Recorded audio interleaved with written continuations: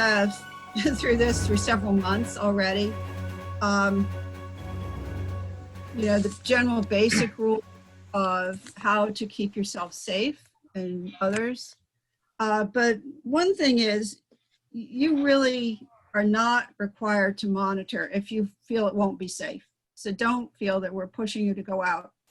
But we do want to give those who want to go out the opportunity, but to make it in such a way that is safe for you.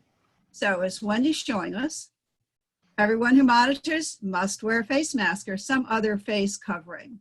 I've been out now with 2 groups to pilot, and some people are wearing bandanas. I mean, they're not normally as effective as the face mask type that Wendy is using, but outdoors that's acceptable, particularly if you stay at least 6 feet away, and preferably 10. That's what Eliza would like you to do, is stay 10 feet away from each other if you can. You know, some sites that's practicable because they're big. Others maybe not so much, but you know, at least 6 feet away. This is going to make things a little bit different. We don't want to share equipment with each other, so we won't be handling the same things. This means, you know, normally we'll maybe around a table. We may have 2 people on a net. That's the usual way to do it. We may, you know, share pipettes or other containers. So we're going to have a little more equipment. And you can also ask your team members to bring equipment if they've got some, like a table or a tarp or something, and gloves. So again, normally we might have those big gloves that you can borrow, but we don't really want you doing that because who knows, things can stay inside those gloves, and we know they do that. So everybody should either bring their own gloves, or we've got some disposables for you. And of course, bring hand sanitizer and wipes to clean off anything you've touched, to clean off your hands, and to wipe down the equipment. We also have a lot of teams where we've got families or household groups. And in those cases, if you've been spending all your time with somebody, there's no reason that you have to separate by 6 or 10 feet and not use the same table. So in those cases, Eliza came up with this great term called COVID pods. So if you are a COVID pod, you may share a table, a net, and other equipment. Any questions? No, okay. No, that's not what I intended. Go away. Are you all seeing something in here that, okay. Let's see, I have to advance it this way. I'm not sure why it's not advancing. There we go, okay. So this is what we did. We had 1 person on a net. This is up at 10 Mile Creek. It was not flowing very fast. So Antonio rested the net on his leg, and it was fine. We actually use 3 nets. Normally, we'll have just 2 nets. I think that's what we normally let each team take because, you know, we don't have all that much equipment. But we use 3 nets just to make it go more quickly. And so each person did either 6 or 7 samples. Okay. Well, now, Kathy, yes. To see the advantage of that being that the person who has the net puts all their stuff in the one collection bin, and then they pick it out of that collection bin too. So they're touching the same collection bin. And right. They basically have their own collection bin. Right. I mean, I know you have your own collection bin, so do I. I have only 7 of them. So they could have each done 2 collection bins. You know, when we get leaf packs, I always like to have a leaf pack in a single collection bin because there's so much junk. You don't want to lose absolutely everything because it's hard to find what you've got in the net. So actually what we ended up doing, they each did, I think, 6. And then I took a net we have macrophytes. We have watercress growing in our stream. So I sampled 2 pieces of watercress, and one of them sampled a root water. We kept that one as a separate bin too. Mm-hmm. So yeah, that work. I mean, work it out for yourself depending on how many bins you've got. But yeah, so they're not touching. And then of course you can, either if you've got disposable gloves on, or if you've got wipes, you can wipe down the edges of it. Obviously you don't want to get whatever's in the wipes like Clorox into the water for the macroinvertebrates. Do you have any other questions? No? Okay. So at 10 Mile Creek, we actually happen to have a road right next to the stream. In fact, the stream's about 2 meters from the road, so you really can't put the tables on the bank of the stream. The road's a good level, sort of level place. We ended up separating by putting tables between our cars because that was the only shady spot. And it was a little bit hot. But of course, that really kept us well separated from each other. So you can see our various stations between our cars. Now this is Greg Gurley's group. That's Greg sitting at the table facing away from us. They use tarps. They have a picnic bench there. So they were able to separate on the picnic bench at least 6 feet because of the long picnic bench. And then the rest of us ended up sitting on tarps, and we each had our bin. And then it's not so easy to see here, but we each had a little plastic container, like right next to Greg's elbow. And that's where we put all of the macroinvertebrates from our bin. And then, and this shows Antonio, taking everything from his bin and putting it into this container, except of course for the predators. And I don't have a picture of, we didn't have many predators. We just had, I think, 1 dragonfly and 1 damselfly. So I'd already had them in an ice cube tray elsewhere. But of course you have to put those somewhere else so that they don't eat up the rest of your sample. And this is Tracy, and this is a container she had put all of her macroinvertebrates in. So each of us individually went to the sorter box, and each of us individually put the macroinvertebrates into the box. Do you have any questions so far? No? Okay. Just a thought, Kathy, that one of the stations could be using the box to start with to put critters in and then just pass it on. We could do that. This way it didn't get handled. We didn't spill it, which is always my concern, that at some point we're going to drop the whole thing. But I mean, it's a possibility that one person could use it. I ended up, we had enough tables. I had a table of my own. I brought an ANS table that broke into 2, and then 2 of our team members brought their own tables. So we had a whole lot of tables. And a lot just depends on what you have available. I ordered 2 of these, the little tables that are a little bit higher that join together. I ordered 2 more of those for ANS so that we have more than we used to have if you want to take them out. Now, one of the problems is depending on how many teams go out, we don't have a whole lot. So if you're going out, you probably need to bring back your equipment sooner rather than later. Okay, I guess I'll ask a question. I'm calling in because I'm out of town. And anyway, this is Glenn. Okay, who is this? You think this is Glenn? Oh, hi, Glenn. How are you? How you doing? Good. I'm on the phone. Yeah, I'm out of town and my head need to reboot my router. Anyway, you think 4 people? How many people did you have? I can't see your PowerPoint, but is 4 people, do you think, still enough, or do you going to need more than 4 doing it this way? I tend to minimize with 4. If I can get 4, I go. Yeah, we did 4. A lot depends on how much room you have to spread out. Yeah, I Like, guess we have room. But your so new you did it with 4? We did it with 4. Okay. I think at Greg's site, Greg Gurley's site, we had 5. Although some of Yeah, the people but okay. didn't stay the whole time. Mhm. I think Eliza set a limit of 6. And again, it's how to manage that many people with physical distancing.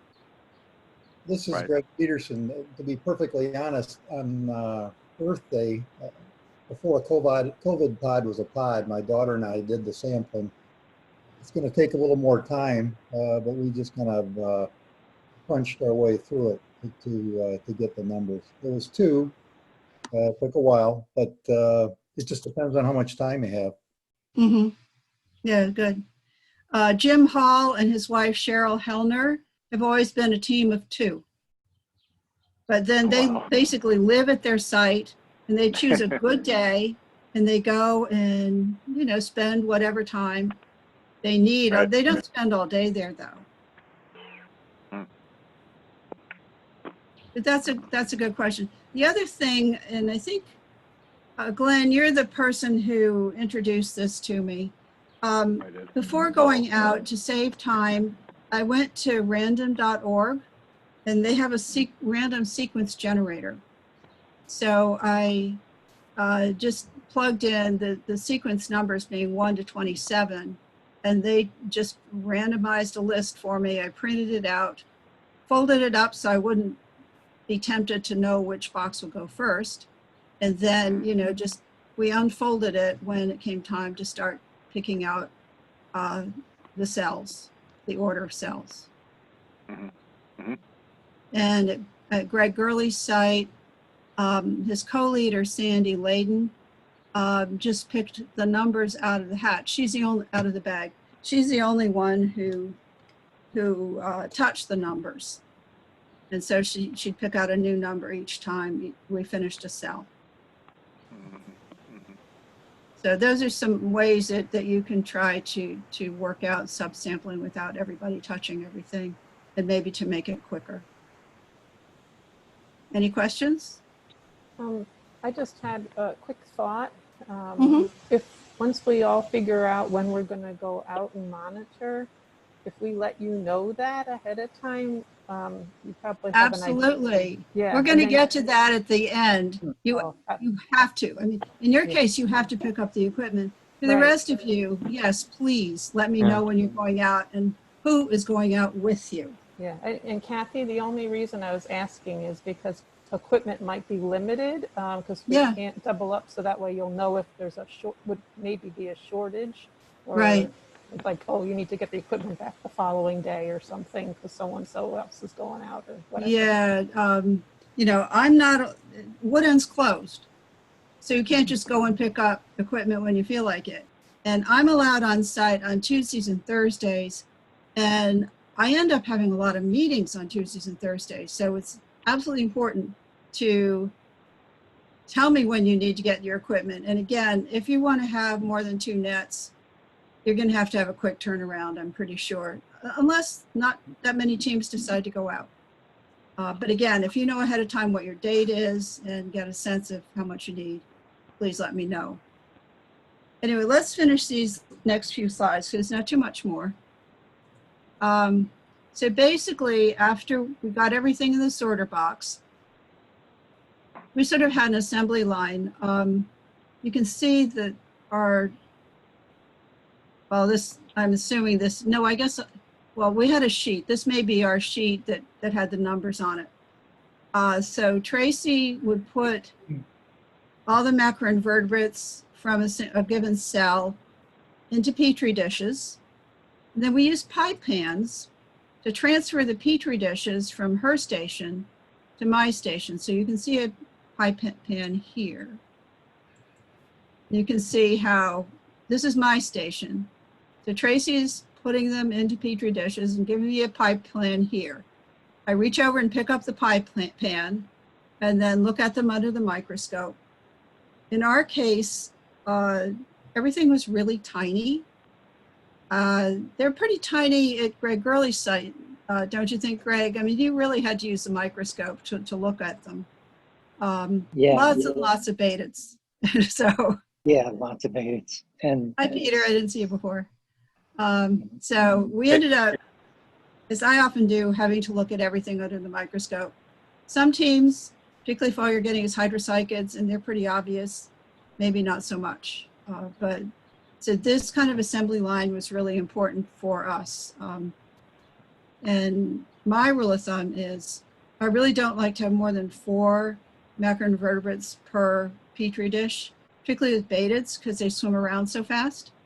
You know, you're not sure how many have counted because they've, you know, gotten to the other side of the petri dish. So, but you are all, I'm sure, are used to how much you like to have in the petri dish. Do you have any questions? I'm sorry, I joined in a little bit late. Is there a way that you can send these slides to us? Yeah, I can probably put them into a PDF to make it Yeah. smaller and send it out. It's also being recorded, so Perfect. we'll have that available too. So I'm glad to have you on the meeting, Peter. Perfect. Okay. So, and then wrapping up, I had brought some wipes. Actually, I brought them from home. We have some at Woodend. We have them everywhere at Woodend. We can't touch doorknobs without wiping them off. So I walk around Woodend with a wipe in my hand. So anyway, we wiped down the poles and the tables. When it came to the smaller stuff, I ended up putting it in bags. That was a little much to try to wipe all of that down. But that way I didn't get any possible viruses into my car. Any questions about that? And I think, as I said before, somebody brought hand sanitizer, so we had that. I don't really have that to give out, but if you happen to have your personal hand sanitizer, you know, by all means, feel free to bring it. On the small stuff, Kathy, do you just kind of take a bleach, you know, a diluted bleach solution like you do with the nets afterwards? Well, yeah, basically what I've said is, you know, you could, I mean, obviously the disinfecting wipes have Clorox in them. Some of them do, some have alcohol. So that would certainly kill off any virus. The other thing, you know, how we have to wash our hands and sing happy birthday. I actually often, you know, get really hot water and soak everything in very hot soapy water. Yeah, I found that the Clorox actually damages the nets a bit, damages the metal, and it ruined my boots. So I use soapy water on my boots. The other thing is, in terms of Dynamo, which is why we've been washing our equipment low these many years, Dynamo is a diatom, like an alga, and it just, once it starts growing, it snuffs out all life on the bottom of the stream. So one way to deal with that is to let the equipment dry out for 48 hours. So the way we've been doing it is having you all wash the equipment as well as you can, and then put it all in that drying area up on the 3rd floor. That's the reason to do that, just to make doubly sure that there's nothing alive on our equipment. So it's pretty much the same, except, you know, really please be sure to wash your equipment well. so, Kathy, for the microscopes, is there any special instructions for those? Well, certainly don't touch the lenses of the microscopes. You know, you can wipe down the handle parts with a wipe. I wouldn't immerse them in water either, but you can wipe down the handles with a wipe. And again, then let them sit for a long period of time too. Like, I've had my equipment in my hot car now for a while. I do have to wash it, but, you know, by just having it in the heat for a long time, that can certainly help kill off anything that might be in it. And actually, I own most of my equipment, so, you know, I'll get it to my house eventually. I don't own it. Yeah, I must admit. Yeah, I own very little of the equipment. I usually rely on what ANS has in the storeroom, Okay. especially the tables. Yeah. Yeah, definitely. Well, we have that. A possible avenue for obtaining equipment that I did, but I was on a board back then, is some of the local,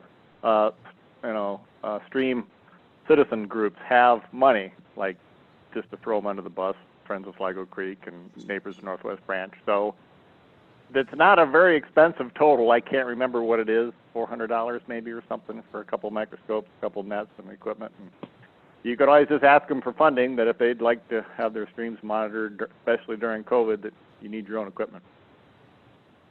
Just a suggestion. What Glenn has done too is, because the Neighbors of Northwest Branch got involved with his monitoring site, they came down and they took pictures of the team monitoring, and they've put information up on their monitoring site about it. So it's been great. Yeah, they like certainly the information coming from their stream that they can put on their websites and so forth. And I think most of them have some money. I don't know. I can't say that for sure. But. Yeah. Kathy, Uh-huh. back to the microscopes, I think, I know you said you can wipe the handles off, but I think an area of concern is where you put your eye, the top lens. Mm-hmm. Do you think they would be, I personally have my own microscope, but for others, do you think the top lens where you put your eye a wipe can be used on that safely? I really wouldn't try it. It could ruin it. And we can't afford to buy any more, actually. What I did, and I was actually not using an ANS scope when I was out with the Cabajon Creek team. I made sure I didn't put my eye next to it. I also have glasses that sort of keeps it away, but even so, I did not put my glasses right next to the lens. I sort of kept it about an inch. And I also used a hand lens. So, we don't really want you to share microscopes. So if you can take hand lenses, we don't have a whole lot, and actually we don't have much of a budget left to buy anything. But if I took some hand lenses, that's what I used. I actually looked at what I was giving to Greg Gurley beforehand, but with a hand lens. So I couldn't always tell what it was, but that's an aid. So if you have your own microscope and your team members have their own, one of my team members at 10 Mile Creek brought his own. You can have a couple microscopes from ANS, but I wouldn't touch the eyepiece. Okay. Not the top of it. Maybe the part that you might move up and down, but not the lens. Yeah. The other option we have, Wendy, is the use of the macro lens with your phone. You don't have to touch anything, and when you take a picture, then you can blow the picture up. It may not be perfect with regard to a microscope, but it does the trick for most things. Yeah, that's an idea. Greg, the other thing too is for teams that don't have their own microscope, maybe taking a piece of saran wrap and putting it over the lens on the top, that might be okay.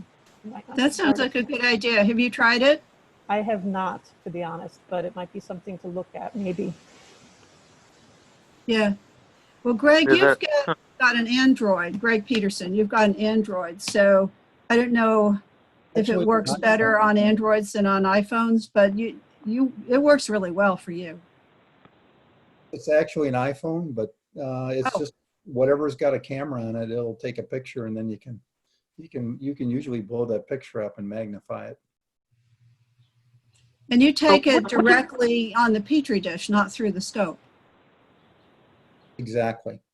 Okay. So what do the manufacturers of those microscopes recommend you use to clean the lens? Anything? I suppose, camera cleaning fluid, I have to say, I haven't cleaned them. But you can get that sort of cleaning fluid for your camera lenses. I don't know what's in it. I think it's pretty similar to Windex, a glass cleaner that doesn't leave much residue. But they'll all say it's special, but I mean, would that kill the virus? Well, I don't. know. Go Oh, ahead, no. say yes. Probably Yeah. the virus is very fragile. I mean, soap kills it, Yeah. alcohol kills it, detergents kill it. Yeah. Just a thought. I mean, if it's something that's a standard cleaner for that type of lens, it might work well enough to be a disinfectant. Well, my preference for all of you would be not to touch the lenses with anything, because they're coatings on it. You don't want to remove the coating if we don't know what Okay. kind of cleaner to use. Maybe try not to eyeglass, share. maybe eyeglass cleaner. Yeah. Maybe eyeglass cleaner, where the stuff that you get from the optician, because they say don't use Windex on your eyeglasses if you've got any coatings. But Mhm. there are eyeglass cleaners. Right. Okay. Well, again, Thought. I'll look into it, but my preference would be just to be safe for you in terms of keeping the microscopes intact, not to try to clean the lens, but also not to try to touch the lens. And normally, you put your hand on that whole eyepiece that goes up and down, and also on the support, the vertical support. If you're Yeah. if you're wearing gloves, I wear my garden gloves because the disposable gloves make my hands swell. So I recommend the gardening gloves. I got them at the bookshop at Wood End, but I've also seen them at garden shops. They're not expensive. It Okay. doesn't matter. Yeah, and Kathy, maybe you could try the saran wrap idea, and then if that works, let people know Well, about that. I don't know when I'm next going out. I still have to take one of my teams out if they want to go. But if any of you want to try saran wrap, please feel free. I'll be at Little Falls this weekend, so I can give it a shot there. Okay, yeah, that'd be great. I used my phone this spring when I went out by myself, and it worked relatively well, just taking pictures. Mm-hmm. Yeah, you sent me some, although I couldn't tell it was an unusual bug that we didn't know. You didn't know, and I didn't know either. Yeah, the one that we've gotten twice that is just a mystery. Yeah, I think it's really? the kind that you might have to send in for ID. Yeah, and unfortunately, neither time I've been able to. Yeah, I know. You couldn't get into Wood End, so. Hopefully we'll find it again. Yeah, hopefully. Got a photo, put it on iNatural. Let's see what they say. I did. I didn't get any hits. Oh. Okay. Oh. INAT's I could not take a look at the larva or the nymphs. They No. spread a lot. Bugguide.org though would be your best bet. All right, I'll check that one out. One of the problems Second with the bug guide. photographs Yeah. is that, there may be some part that you really need to look at to give a positive ID, and it either is a little too blurry or you're not quite getting the part that you need to look at. But I do hope you find it again, and if so, please preserve it. So Yeah, we'll do. Kathy, I had a question. Was I that- know you have to make an appointment to pick up the equipment and you bring it out to us, but what about Yes. dropping it off? How does dropping it off work? Same thing. Let me see. Okay. I thought that was the next slide. Okay. Let's get to that slide in a minute. Okay. Important health ground rules.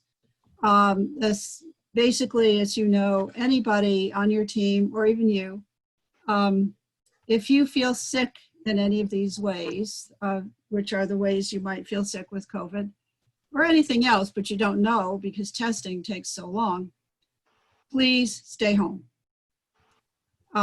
There's also a health survey that everybody has to fill out. I gave you a link to it. When you've got your team scheduled and you know who's going out, please send it to everyone on your team. So again, they have the link. They have to fill it out within 24 hours. I will try to follow up and remind everybody, please fill this out before you go out. because it's imperative that everybody actually fill it out, including you.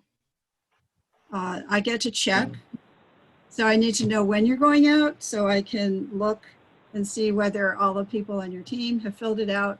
And if not, this happened last Sunday. I sent emails and hounded people until we got them all filled out. So this is super important. Any questions on this? I guess I'll ask it, this is Glenn again, just sort of this way. I haven't contacted any of my team members yet. I'm weak on a sales pitch, I guess is kind of my thinking.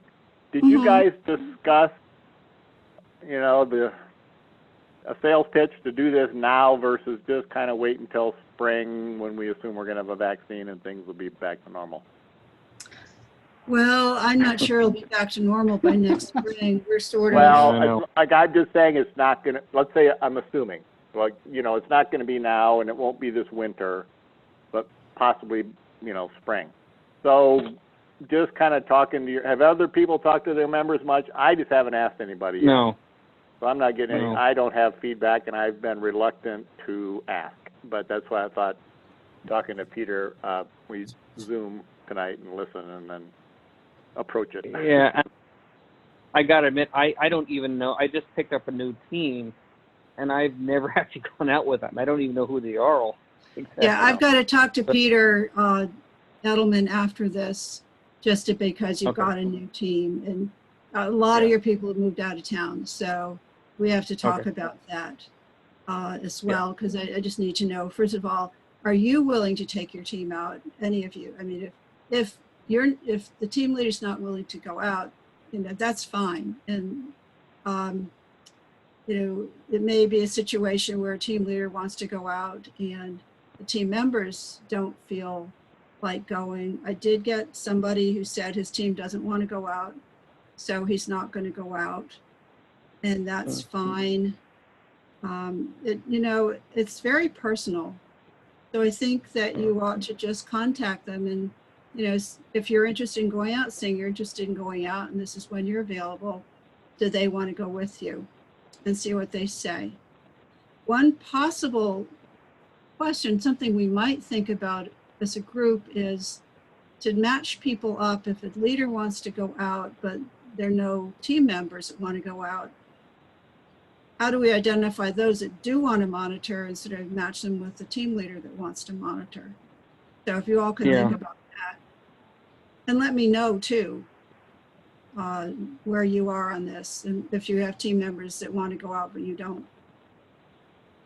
Yeah, so the folks that are here, if you need an augmented team, I got nothing to do, so I can travel in a lot of different places, and I have been doing some of that. So if you need an augment, there may be some other people I can try to find, but I can't think of a better place to be outside and in the wind and in the UV rays to be fairly safe, honestly. Yeah, and one of the things And your name is? Yeah, that's Greg Peterson. Greg Peterson, I'm a sucker for bugs. Yeah. Yeah, so Cathy, for the folks that I've heard from, it's like there's some that are uncomfortable going out, but there are also some that, I should say the ones that are interested in going out. A lot of times there's a footnote, a conditional footnote, that things don't start getting worse again. So I think that's the one thing we have to just keep in mind, that if They are kind of getting worse, even in Maryland. They're not getting better. Yeah, but I guess it's maybe ANS can be kind of helping us with that, like saying what the, I don't know, whatever numbers, like if it goes above this, we're not going to go out. You know what I'm saying? Yeah, what ANS is doing is following the guidance given by the county. So whatever stage, phase Montgomery County is in, that's what we're going to follow. So a lot depends on how many people on your team do want to go out, whether you think that's enough. And you can certainly call me up and we can talk this over. Yeah. Okay. And email me, let me know. So that way I can gauge how things are going. Hey, Kathy, is there a certain time you want to hear from us by for summer monitoring? Just a general yes or no for the team, or what you're thinking on that? Well, I said in one of my emails or so that we were going to monitor through August 15th. And actually I'm going to have to be on leave the end of August anyway. So it's going to be definitely by August 15th, because we're going to have a problem with getting the equipment back if I'm out of town. So August 15th. Is there a time you want to hear from us about whether we intend to monitor this summer after we talk to our teams? Like in the next week or something? Or that's what I'm thinking about. It'd probably be helpful, because actually right now, we only have a month, and it takes a while to get this all planned. You have to remember that I can get you equipment on Tuesdays and Thursdays, not all day, Tuesday afternoons, or sometime on Thursdays when I'm not in a meeting. Although evenings, I guess I'm allowed to be on campus in the evening. But we have only 10 people allowed in the building at a time, so that's the restriction there. So you have meetings during this period? We have a lot of Zoom meetings and meetings on Teams. Oh, Zoom meetings. Okay. Meetings, programmatic meetings, when we need meetings, staff meetings. There are a lot of meetings. Okay, but they're all by Zoom. They're Zoom, yeah, but just like this. So it's great that I actually can see all of you at once. And so one of our thoughts has been, let's have a monitors potluck by Zoom, because, we missed it. We could all just get together the way we used to. And the nice thing about ANS has its own Zoom accounts like this. We're not, knocked out after 40 minutes. We can, keep talking for a while to make sure all your questions are answered. So the bottom line is, let me know when you want to go out, or if you don't want to go out, or if you're having some issue, like you're not getting enough people, or somebody wants to monitor and you don't. That will just help us all out, and we'll work through this together. Okay, health survey. So we talked about the equipment. So right now Wood End's closed. You have to make an appointment with me to pick it up, but you also have to make an appointment to return it. I'm at Wood End on Tuesdays and Thursdays. And, you notice here, I've got 3 nets. These are the 3 nets that we use, not just 2. Actually I have more pans in this. There's lots of deli containers, certainly enough pipettes, spoons, and whatnot for everybody on your team. So I know Frank is going out, Kevin's going out with him on Sunday.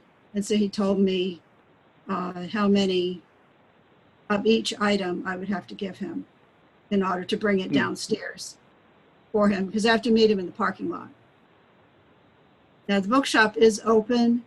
They're allowed 2 people at a time in the bookshop. So by and large, if you want to pick up equipment, we'll have an appointment and I'll bring it down the parking lot for you. Okay. Okay. Yeah, I'm trying to think of how that'll work. Excuse me? I got to mix. I don't necessarily know how many people are going to turn out, even like the day before we go out. I can. Well, okay. I'll ask people to confirm just to make sure we can get the equipment. The equipment counts correct. Absolutely. I'll just go by what. Yes, that plus the health survey. I need to know exactly, and you can point this out.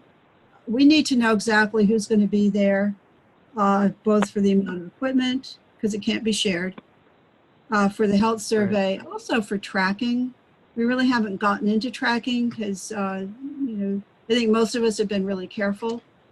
But at some point, having the names of everybody who is intending to go out and the names of everybody who's filled out the health survey is going to be pretty important. Because there's usually a time lag between getting the data into Salesforce. So, yeah, please tell them they have to commit.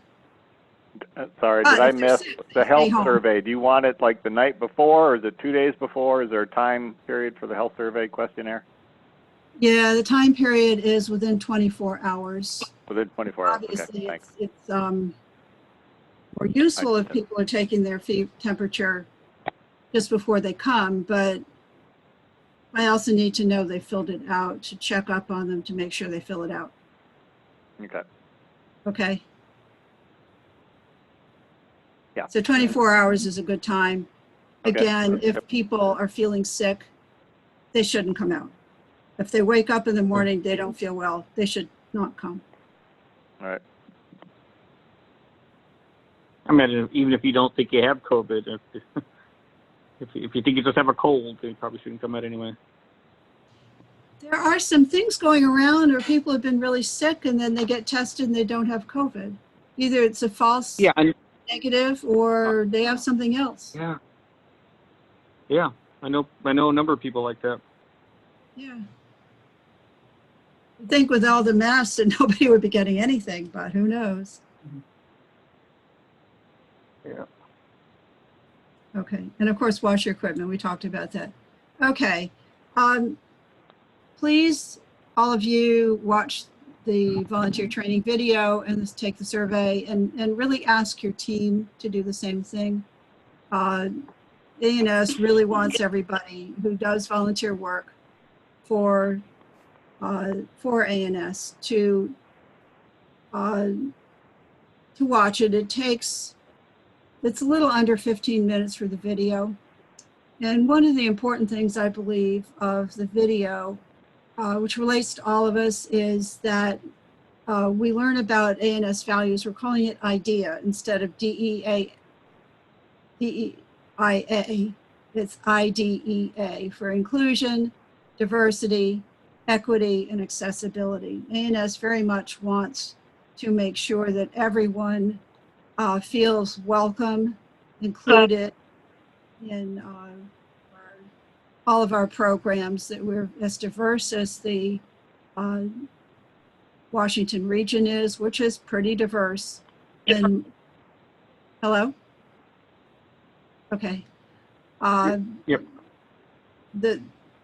By and large, people who've been in the environmental movement have not been especially diverse, but we're really seeing a lot more people from a lot of different backgrounds and ethnic groups, even sexual orientation and gender and so on, becoming more interested and being more accepted. And we want people to know that they'll be accepted at ANS. Want to treat people justly and fairly, equitably, and to be accessible.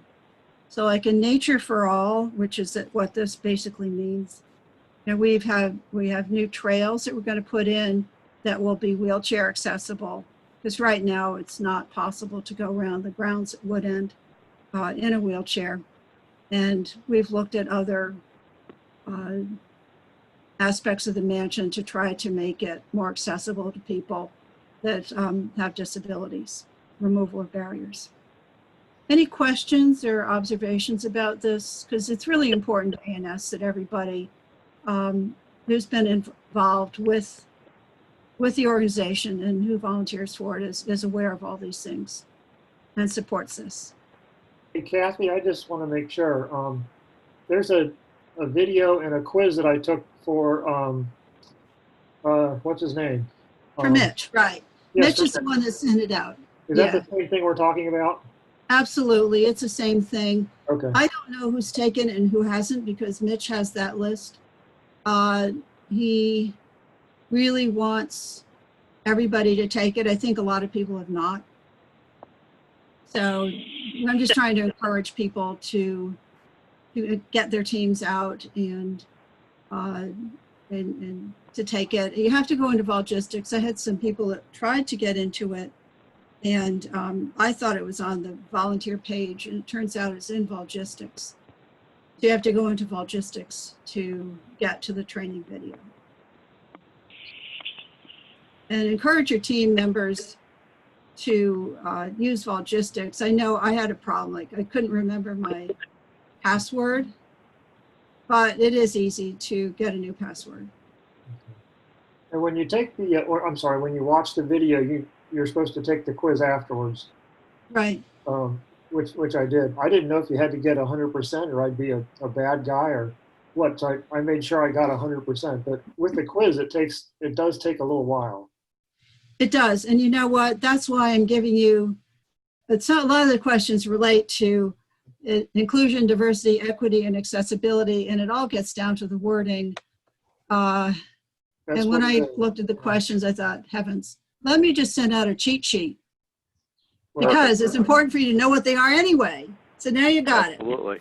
And I sent it out in an email, so everybody's got it. You've seen it. So anyway, so your team can always just go to their email and look it up. Well, the answers are all in the video, so you can just keep looking at the video again. Absolutely. Absolutely. I actually had it printed out, and I finally went and I found the crazy thing. I'm like, here it is. And I went back to the test, and I'm like, okay, this acronym is supposed to mean this, and this is what happens when it works right. So I was able to type in, the answer is A. So Yeah. Anybody else who's anal about it, go ahead and print the thing out. I know. Well, it gets rid of all the test anxiety. There also are some good pointers about safety in there. So, please encourage your team to look at this and answer the survey. So if anyone asks us, you don't need to get a certain grade on it, am I right? I have no idea. It's not my, I didn't, it's not mine. Okay. Somewhere I got the impression later on that you don't really have to get a certain grade, but I don't know if that's true. Oh. There'll be no failing people, no. I don't know what grade I got. Don't fail volunteers. That's not good. No. That's right. That would be bad. I leave in shame.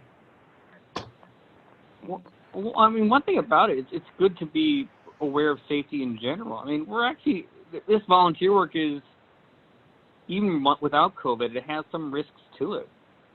We're working with, rocky terrain and wild creatures and water and, bacteria. Some risk to that. Yep. Yeah.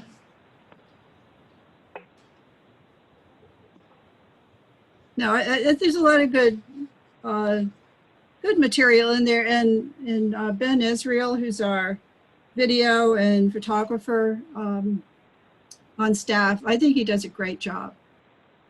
Terrific videos and so on.